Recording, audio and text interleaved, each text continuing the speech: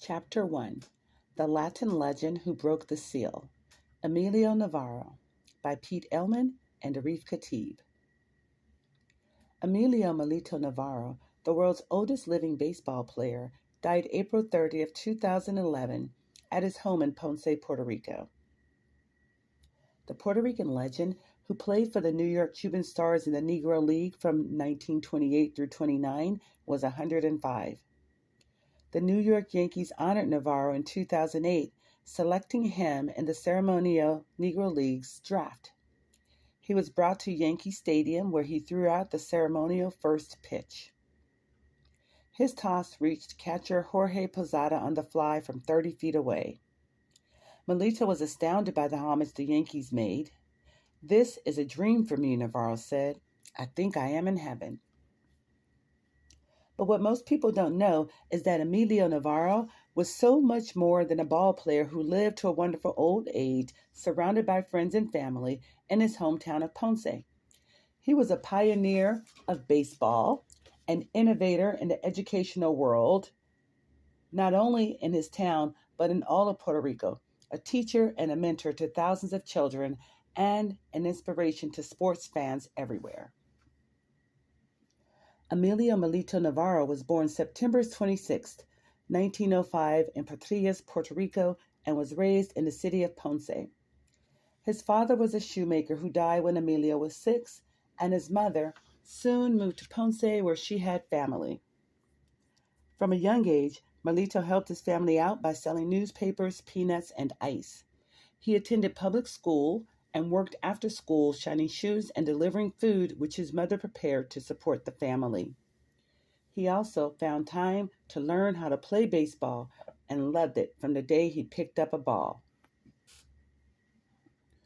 After graduating from high school in 1922, Navarro was offered a scholarship to the University of Puerto Rico in Mayagüez, which he turned down. Instead, the teenager felt that he needed to start making some money to help his struggling family. Although standing only 5 feet 5 inches, he had developed into a gifted ball player with terrific speed, a great glove, a strong arm, and a quick bat. He believed that someday he would be ready to play in the major leagues in the USA. After starting in semi-pro ball at home, Navarro played in Venezuela during the 1920s. In 1928, Melito went to the USA to play shortstop for the Cuban Stars of the Eastern Colored League, one of the most consistently dominant of all the Negro League teams. He was the first Puerto Rican ever to play in the Negro Leagues. In 1928, Melito, understandably nervous about playing at his level of competition, hit a 176 as the regular third baseman for the Stars, who featured a Cuban-American future major leaguer Mike Herrera at second base. But the next year, 1929, he found his stride, hitting .337, third best on the team. It was a high-scoring league. 5 hitters finished over 400. But the experience was bittersweet for Navarro, especially when they played in the South, where he felt discriminated against due to both his skin color and his lack of English. After playing with the Negro Leagues, Navarro traveled and played for teams in the Dominican Republic and in Venezuela. The experience and knowledge he acquired during these years contributed to his success when he became one of the founders of the Leones de Ponce baseball team in his hometown. He played, coached, and contributed in various other ways to the team, dedicating 20 years of his life to the Leones. Following his career, wanting to give something back to his community, Melito devoted his life to working with young people. Beginning in 1942, he started working in the public schools in Ponce. He worked in all 20 schools in the city, visiting at least 4 each day, and was responsible for developing the physical education programs in his city. Due to the lack of space in the city schools, Melito developed programs to enhance physical coordination and endurance, such as running in circles, tug of war, short relays, and basic calisthenics that could be carried out in confined spaces. At the time, there was no basketball, volleyball, or baseball because of the lack of facilities. Melito added these sports as after school activities that would take place at the Charles H. Terry Stadium in Ponce. During his years as a teacher and coach, Melito fielded many quality teams for the city and the Ponce high schools.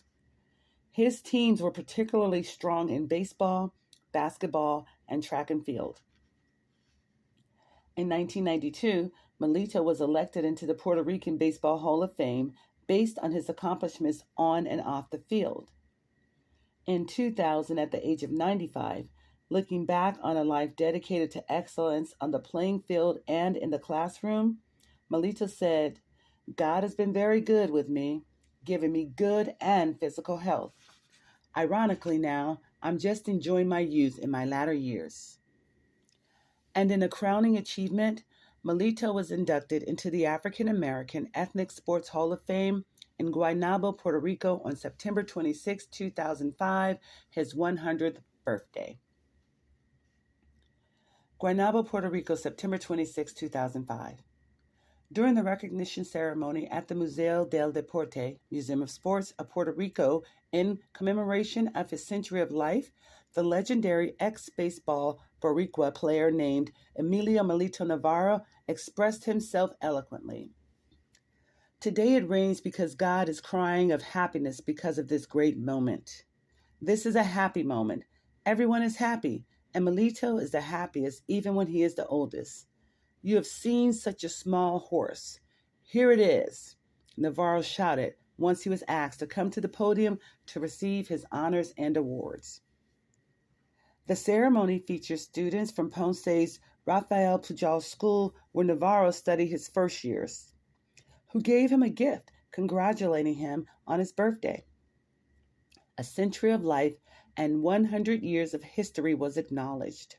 Hundreds of sports personalities, politicians, former athletes, and his large extended family came together to congratulate the Cachorro, who was the first Puerto Rican to play in the Negro Leagues. Among the guests and personalities was Rafael Hernandez Colon, former governor of Puerto Rico. A documentary about Melito's life was shown, which brought lots of laugh and applause. Afterwards, folk singer Mario Cato came on stage to sing A décima con el pie forzao de 100 años, Cumplio Melito, which made Navarro burst into tears. The first award of the day came from the president of the African American Ethnic Sports Hall of Fame, Arif Khatib, who handed Melito a sculpture that symbolized his induction into this Hall of Fame. It was the first of many he received that day. The museum then announced that Emilio Melito Navarro Award, which will be awarded every year on the birthday of this revered baseball figure. Emilio Navarro passed away on April 30th, 2011. At the time of his death, at age 105, he was the oldest former professional baseball player and the last surviving player from the American Negro League.